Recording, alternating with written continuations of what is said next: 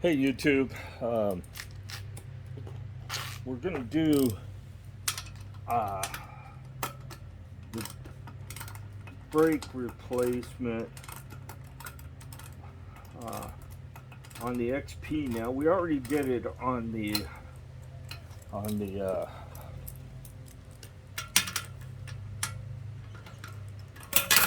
the step through, and there's a video on it. So we're gonna take the front wheel off.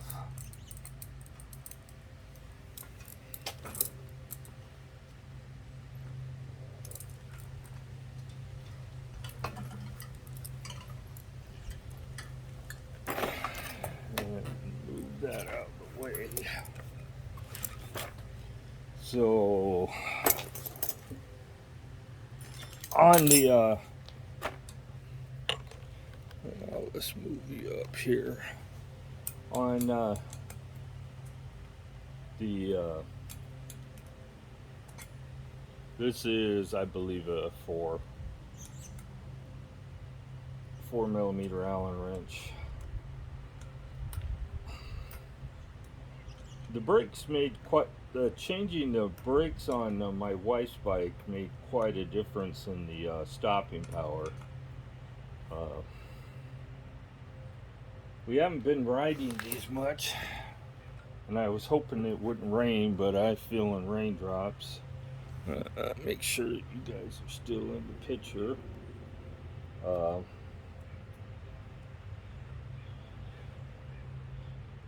just going to drop these screws in this bag. I think we're going to just reuse these. The ones that come with the rotor don't fit the back, so they're too long, so keep that in mind. I'm using Avid brake rotors to replace these, and Avid is a name brand. Back when I was seriously into cycling, Tektro was some brand that nobody trusted, and I guess now some people consider them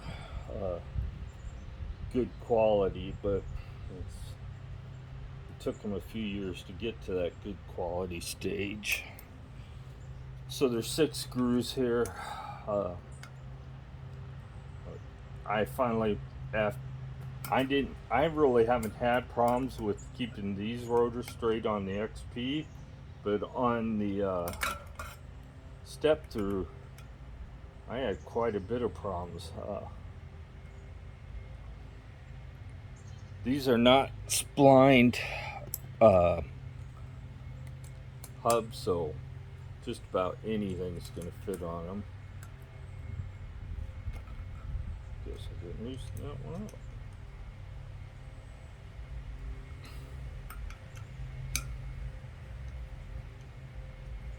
up. Like I said, there's a little bit of Loctite on them. That's all you need, just so they can't work loose. And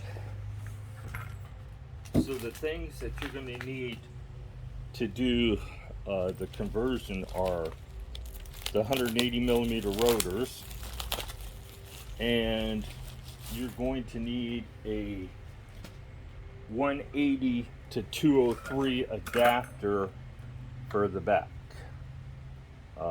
You got to make sure that you're going the right direction, and it should be that you'll notice that there is no writing on one side, so it should be the writing out on these particular rotors.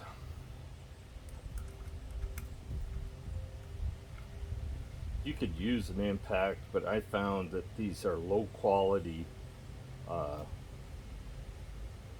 bolts, and you don't want to tighten them all down right away. You want to, sorry if I'm in the camera, I'm trying to grab the other 5 bolts.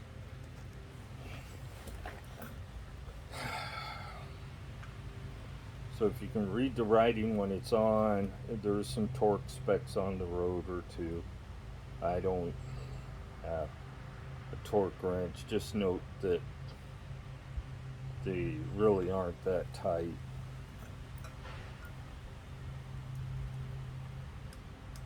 I winterized our RV today. It's going back to the dealer for some repairs.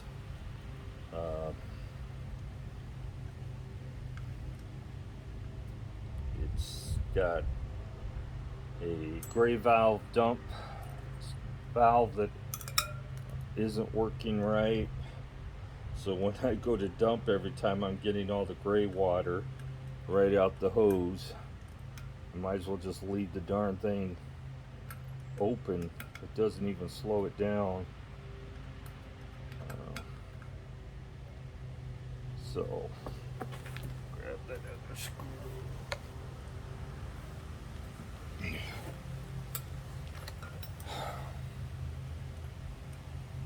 And you're going to want to clean these. I'll just do it with alcohol. Somewhere over there I got a bottle of alcohol. I have some 180 proof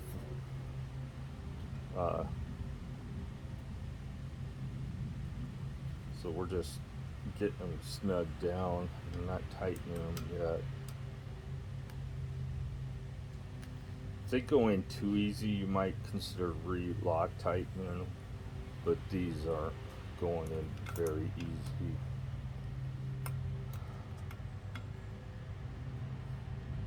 Some people have been telling me they've had these holes stripped out. You could helicoil them. They're pretty close to the edge, so I don't know how well that'll work. Notice, and I ain't really, this is about all the tighter they were.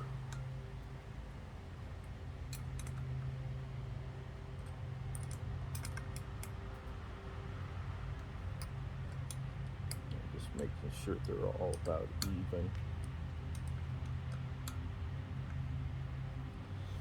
Okay, so we'll set this aside, and then we're gonna I don't want to just let this hit that rotor. It's probably already bent enough that I don't want to mess with it. So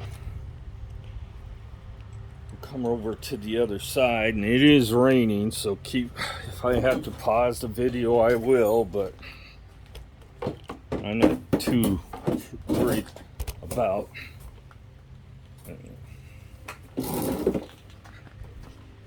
getting wet, because the camera's waterproof anyway. It's my cell phone.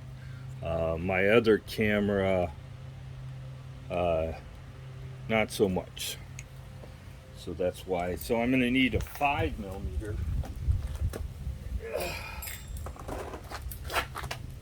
this time to take these loose. So we're going to be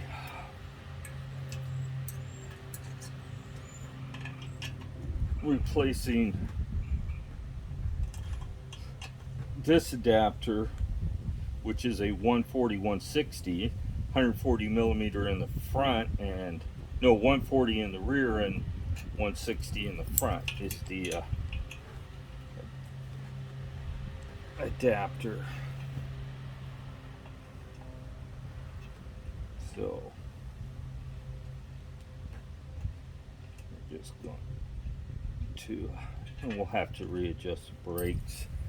So as you can see, this is the adapter off the back of the bike. So it's going to go on there like so, with the longer end on the bottom.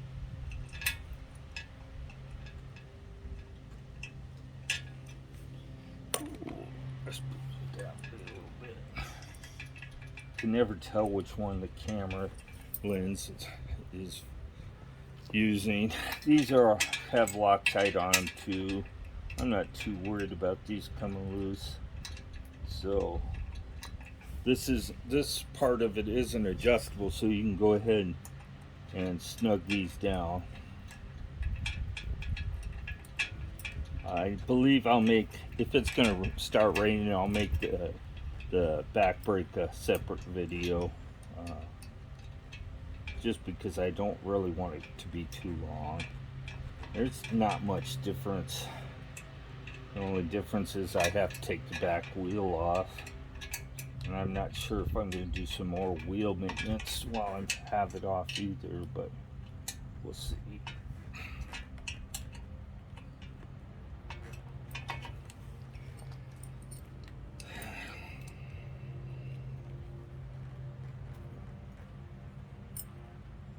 You can note where the rotor was, where the caliper was mounted, if it helps you, on the adapter. Now it's really starting to rain, so I'm going to hurry this up, and we'll be doing this second part of this video maybe tomorrow, next day. I don't know what the weather's supposed to be like. I haven't really looked.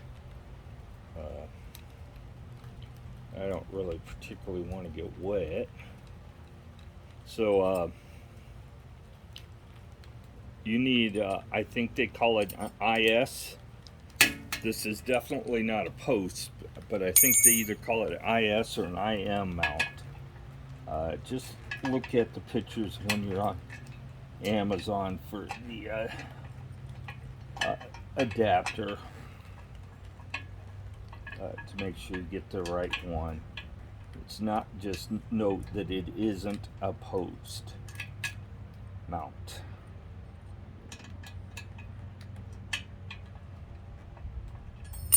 Now, the our new trek bikes have a post mount, but these aren't. And you won't probably see me do any brake adjustment videos because unless the spring on the return spring on the caliper goes bad, there's really no adjustment necessary. You can adjust, if it's not centered, you can work on that, but other than that, there ain't much to do. And get that one started right. There isn't much to do for adjustments on hydraulics brakes, and I don't have the service kit for it anyway. But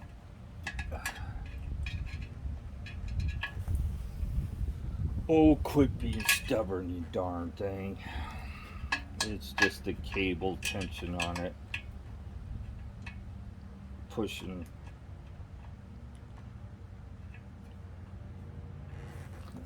Grab that screw again.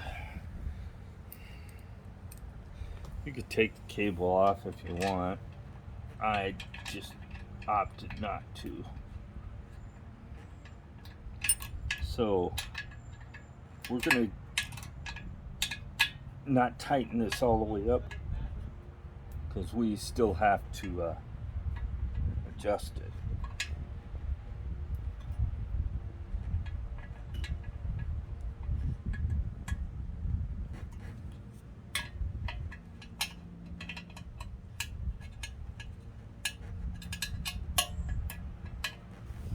Of course, that fender's in the way.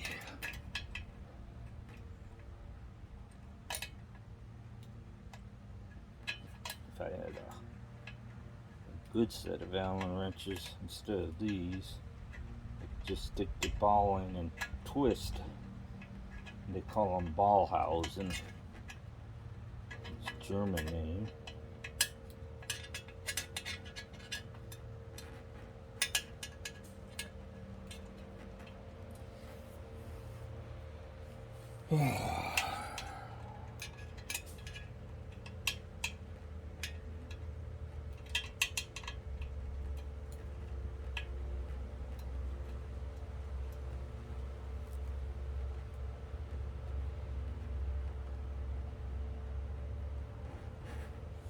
You want them fairly close to being tight because you're gonna not want to have to screw around holding the brakes when you do the centering portion of this.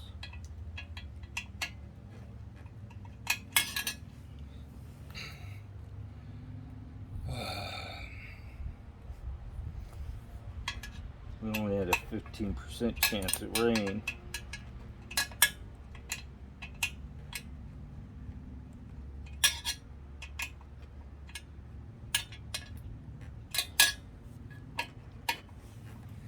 And that's close enough. So now I'll grab my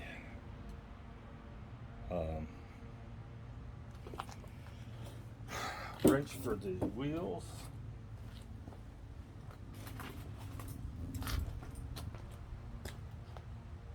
And put this back on here.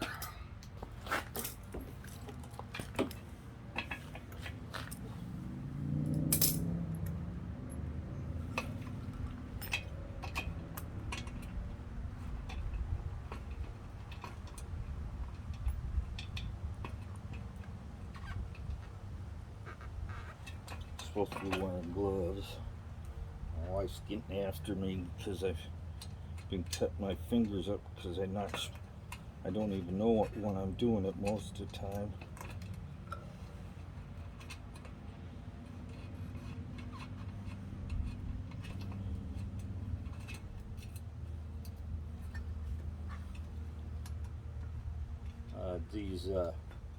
You're just making sure you get the retainer on there right, so that it's actually retaining the wheel. Is it 14 or a 15? And it's a 15. This is actually this is for crank bolts, but it works good for wheels, especially these wheels.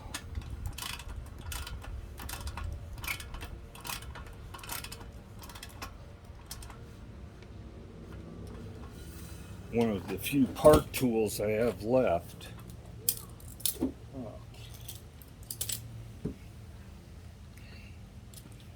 So we're going to grab the front brake, squeeze it hard, tighten that one down.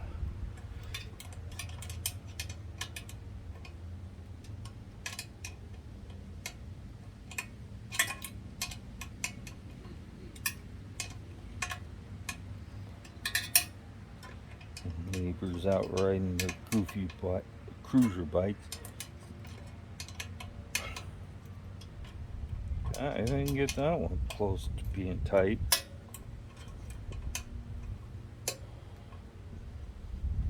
Okay. And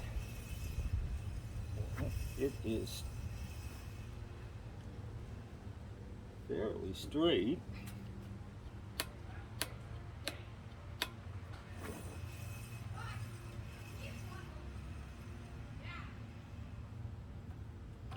So scoop this out 1 or 2 turns and we'll adjust the brakes. 2 clicks. And that is not enough. So we'll loosen it up and try recentering it again.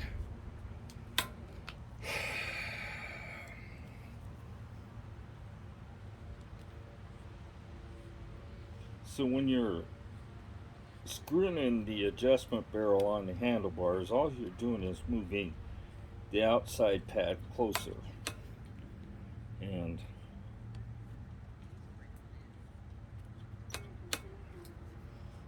so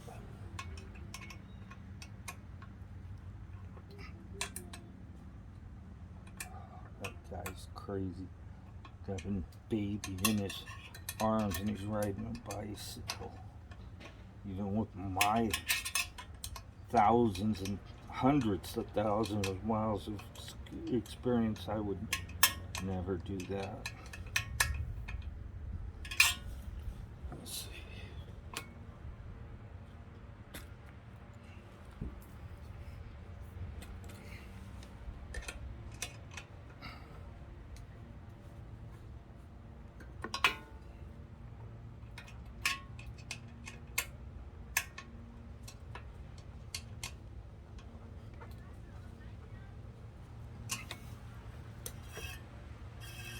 So it's bent a little bit.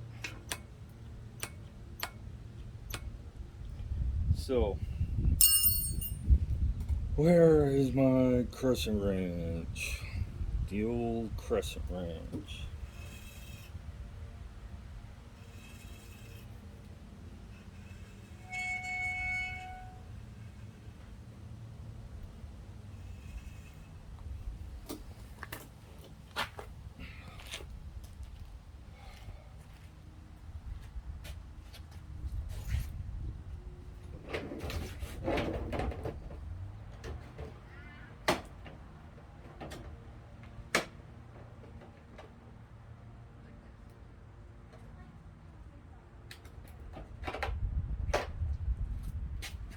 So I do not know where the 8-inch crescent wrench is right now.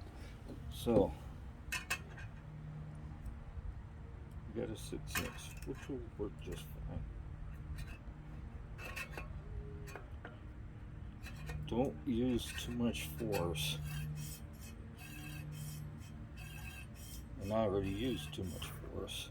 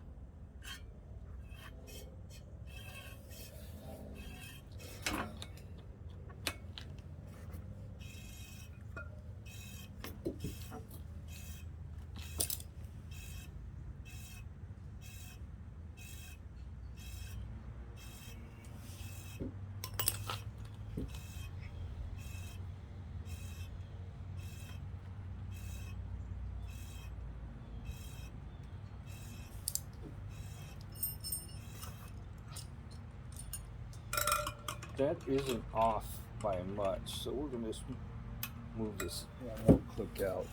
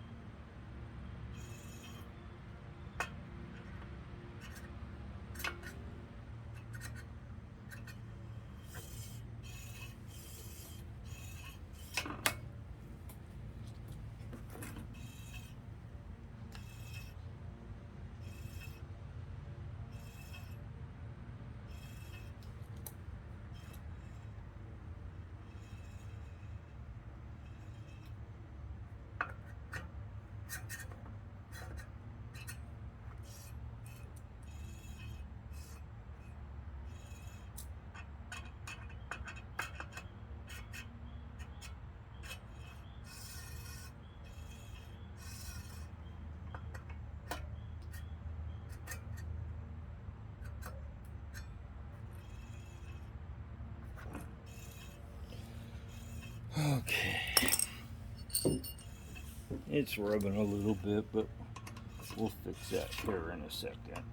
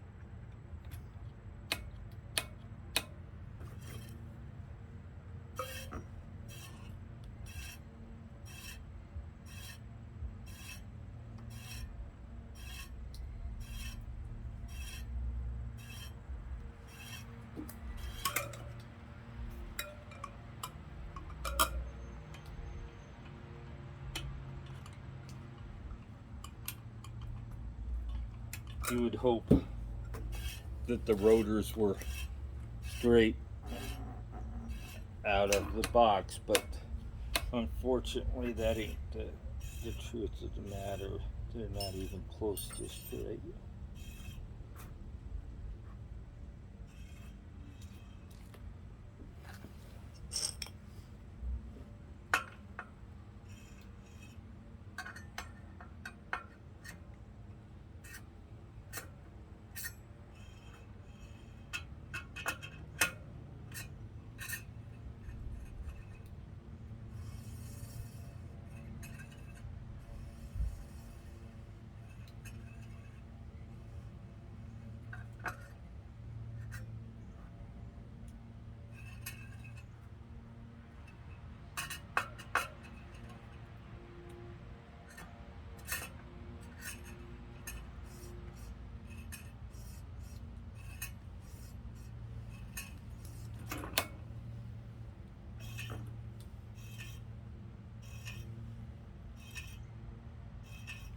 You know, I don't know what is up with these. When you squeeze the lever, these should move over some, but they don't seem to be moving. I don't know. Maybe I'm just not getting loose enough. But we're gonna move them.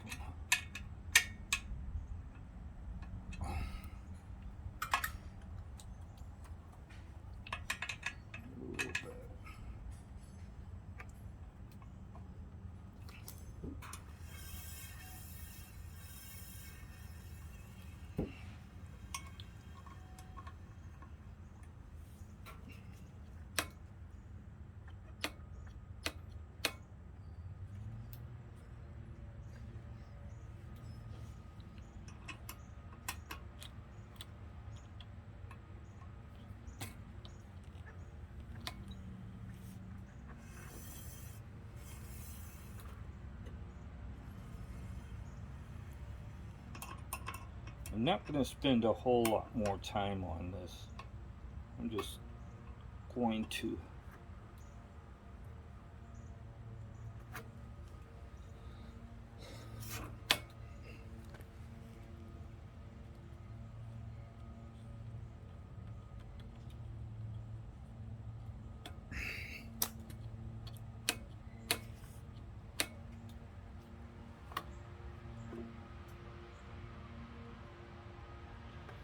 I think I have it over just a little bit too far that way. So we'll just move it a hair.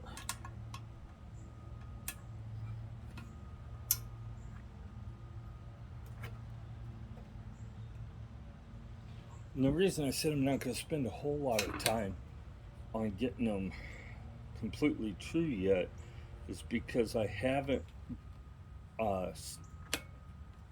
got the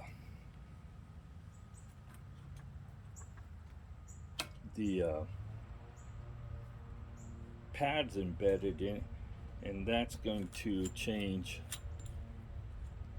and it's going to harden the rotor a little bit. But that's good. Let's see if we still rubbing a little bit, but I'm going to fix that with the. It's only rubbing in.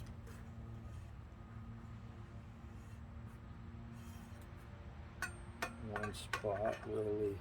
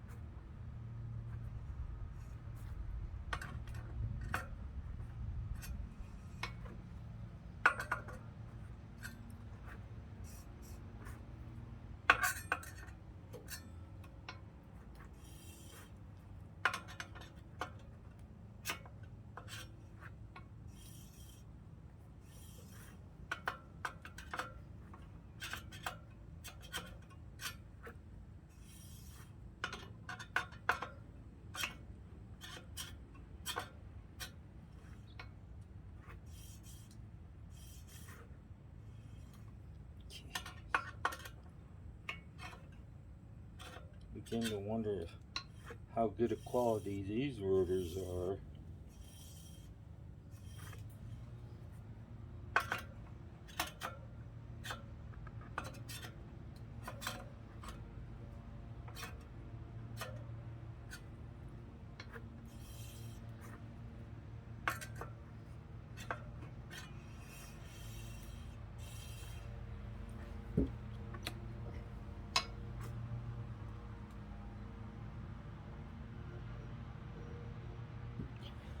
Okay. Well, that's one of those deals you make an adjustment after you've ridden it for a while.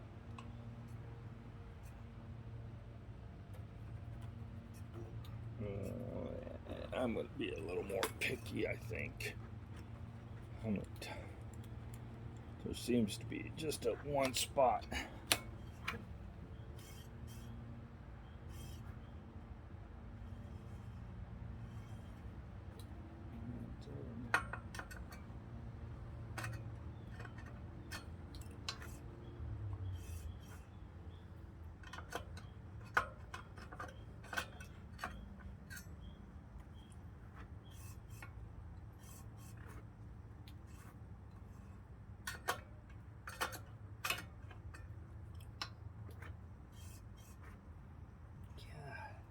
It's like I'm not doing anything.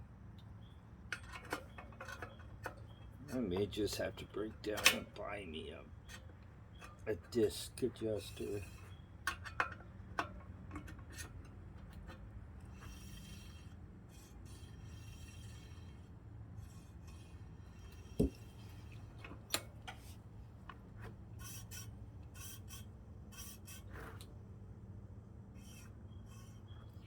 Because this doesn't seem to be really doing much as far as adjusting the rotor.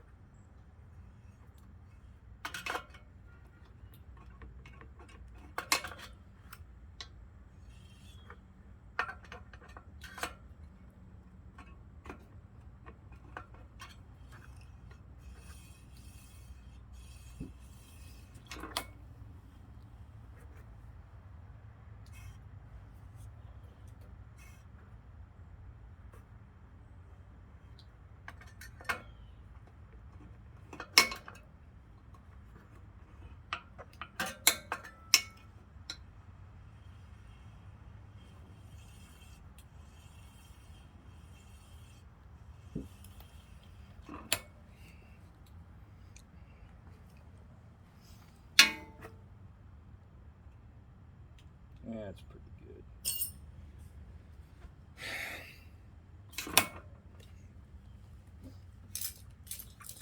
Make sure this wheel's drag. That side's tight.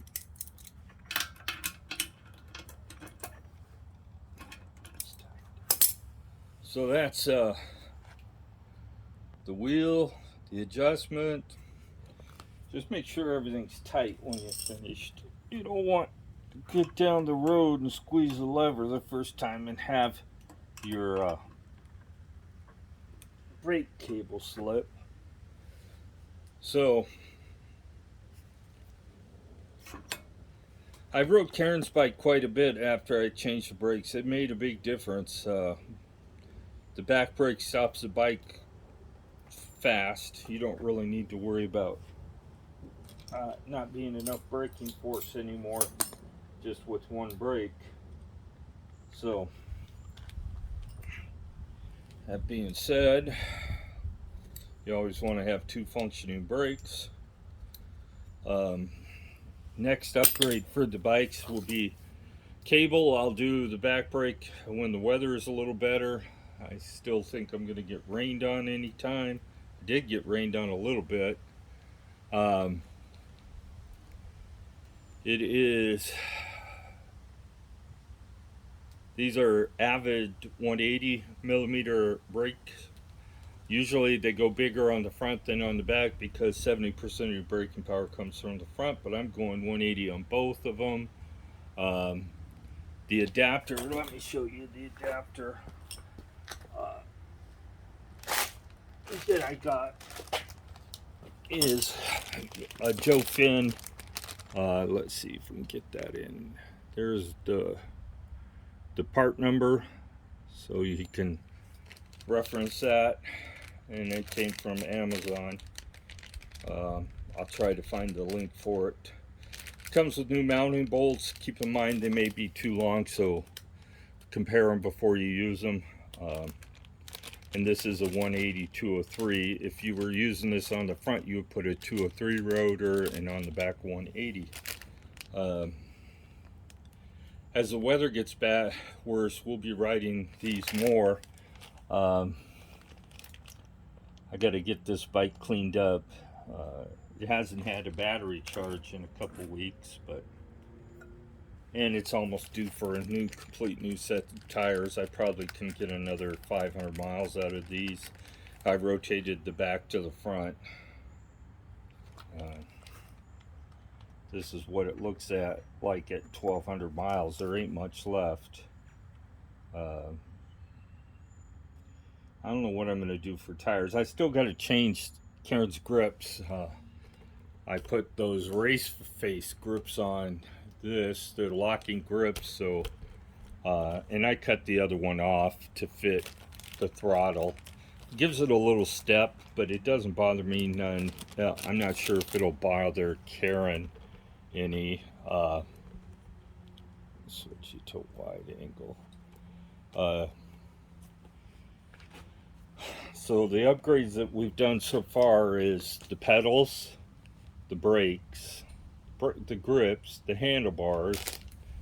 Oh, what else? Seat post clamp. That's a Bontrager seat post clamp, and it seems to work really well. Somebody in their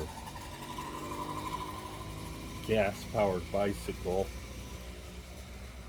They don't realize that that's against the law in Michigan. It's a moped, and you're required to have a license for it.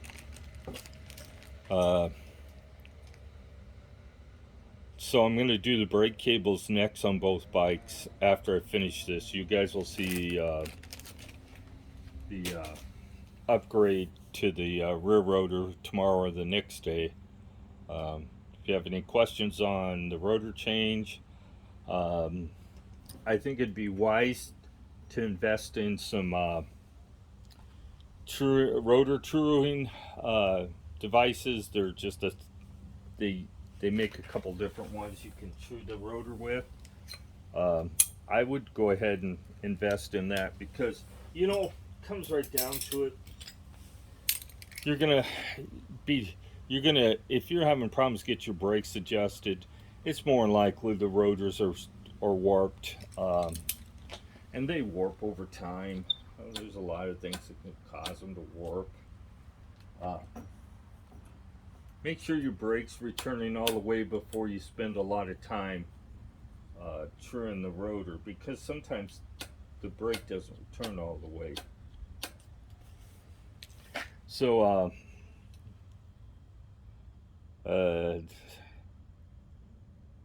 I am at 2,442 miles. I've done the chain replacement already. I also am going to be doing a 9-speed upgrade on these bikes eventually, as money allows.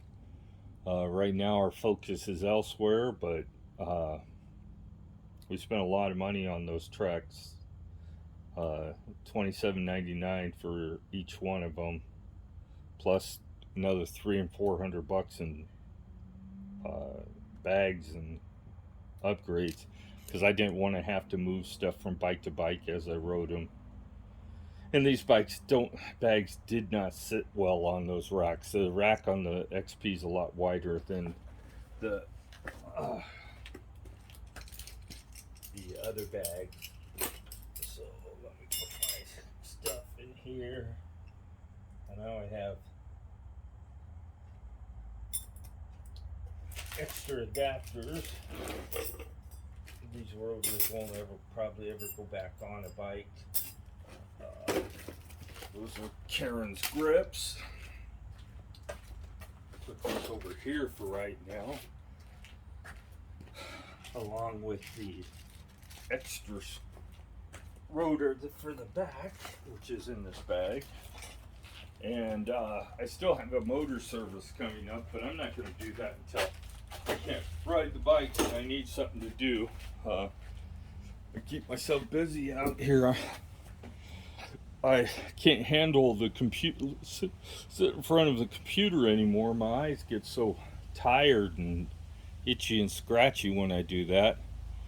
I went out and picked up leaves this morning on the lawnmower, and looked like I wasted my time, but and it looks like it's going to start raining again. I'm still going to do something different with this bike rack.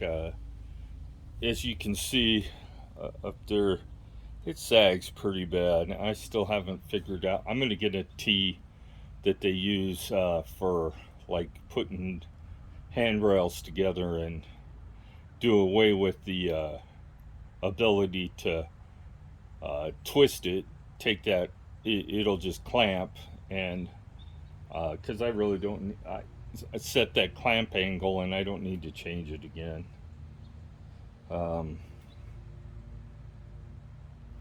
Karen is at 1,500 miles on her, and we're at about 100 miles on both the new ones. We haven't really ridden them much because on our camping trip, our little doggy didn't like the trailer. Another $129 maybe down the drain. 13 years old, it's a little too late in life to be trying to get her used to stuff like that. But once in a while, we still take her out, see if she enjoys it. So I got to get the trailer up to the RV repair place. They got to work on the air conditioner, the fireplace, the wastegates on for the gray water on the front tank, and we bought this brand new, so we have to get it done before the warranty expires, which is in October. So we're taking it to the dealer, getting it all fixed. Hopefully they actually get it straightened out this time. We've already had it to them once, and they didn't. We weren't using a fireplace at the time, so we were just telling them there's a random beep in the RV, and we couldn't figure out what it is. And well, it turns out it's the fireplace. It beeps, it shuts off, and it won't turn back on until it beeps again. So I don't know. They're the experts. I'm not. But it sounds like that it thinks it's hotter than it is or something. I don't know. But we'll get that fixed up and bring it back and get it cleaned up and covered for the winter. I've already winterized it because the dealer said they didn't want it unless it was winterized first because they didn't want to be responsible.